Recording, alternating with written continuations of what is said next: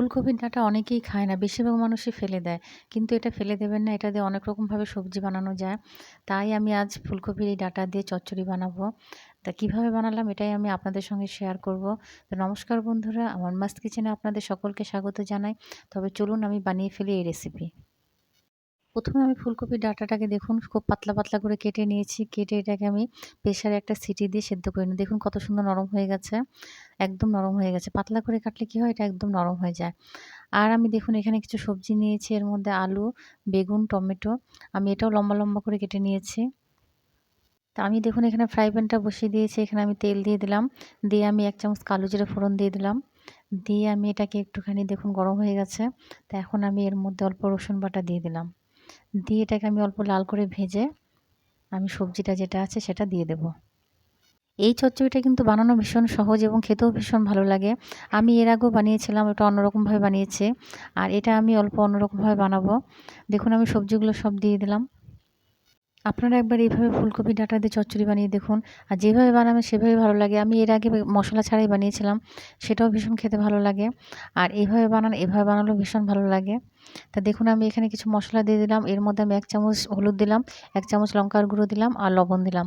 দিয়ে এটাকে আমি এখন অল্প নাড়াচাড়া করে আমি এটাকে ঢেকে রেখে দেবো। তো ঢেকে দিয়ে আমি এটাকে আস্তে, আস্তে হতে দেবো। এটা আস্তে, আস্তে হবে। দেখুন এখানে জল দেওয়ার দরকার নেই। এই লবণ দেওয়ার পরে যেটুকু জল বার হবে এতেই এই সবজিটা হয়ে যাবে। আর এই চচ্চড়ি কিন্তু ভাত, রুটি, পরোটা যেটার সঙ্গেই খাবেন সেটার সঙ্গেই ভালো লাগে। তো একবার আপনারা অবশ্যই এভাবে বানিয়ে দেখুন। আমার এই রেসিপিগুলো যদি আপনাদের ভালো লাগে থাকে তবে অবশ্যই একটা ছোট্ট করে লাইক করে দেবেন। তো দেখুন আমি ঢাকনাটা উঠিয়ে দেখছি। তো এখনও দেখুন কতটা জল ছেড়েছে। তো এটা আরও হবে। দেখুন অল্প আমি নেড়ে চেড়ে দিলাম এটাকে। দিয়ে আমি আবারও এটা ঢাকা দিয়ে রেখে দেবো। আমার রেসিপিগুলো যদি আপনাদের ভালো লেগে থাকে তবে সাবস্ক্রাইব করার অনুরোধ রইল আপনাদের কাছে। আমার চ্যানেলটাকে সাবস্ক্রাইব করে দিয়েন। তো দেখুন আমি এটাকে দেখছি এখন জলটা শুকিয়ে গেছে। তো এখন আমি এর মধ্যে অল্প সর্ষে বাটা দিয়ে দেব। দেখুন সর্ষেটা আমি আগের থেকে বাটা করে রেখেছিলাম, ফ্রিজে রেখে দিয়েছিলাম।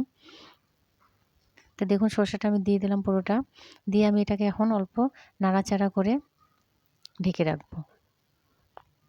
তো সর্ষের বাটিটা আমি ধুয়ে অল্প জল দিয়ে দিলাম। দেখুন এখন আমি এর মধ্যে অল্প মিষ্টি দিয়ে দেবো। চিনিটা দিলে কি হয় এর স্বাদটা ব্যালেন্সটা ঠিক হয়। তা আমি অল্প চিনি দিয়ে দিলাম। সর্ষেটা আপনারা একদম লাস্ট মুহূর্তে দিবেন। এটা সর্ষেটা দেওয়ার পরে বেশি ভাজার দরকার নেই। অল্প ভাজলে হয়ে যায়। তো আমি এটাকে অল্প এখন ভেজে নেব। দেখুন, দেখুন আমার সবজিটা হয়ে গেছে। দেখুন হয়ে গেছে পুরোপুরি। তো কেমন লাগলো আমার এই রেসিপিটা অবশ্যই জানাবেন। ভালো লাগলে একটা লাইক করবেন, কমেন্টস করবেন এবং শেয়ার করবেন এবং আমার চ্যানেলটাকে অবশ্যই সাবস্ক্রাইব করে দিয়েন। ফুলকপির ডাঁটা ফেলে না দিয়ে এইভাবে করে আপনারা খুব কম সময়ের মধ্যে চচ্চড়ি বানিয়ে দেখুন। খেতেও ভালো লাগবে এবং সবারই খেতে ভালো লাগবে। তা আবারও দেখা হচ্ছে আপনাদের সঙ্গে আমার নেক্সট রেসিপিতে। নমস্কার।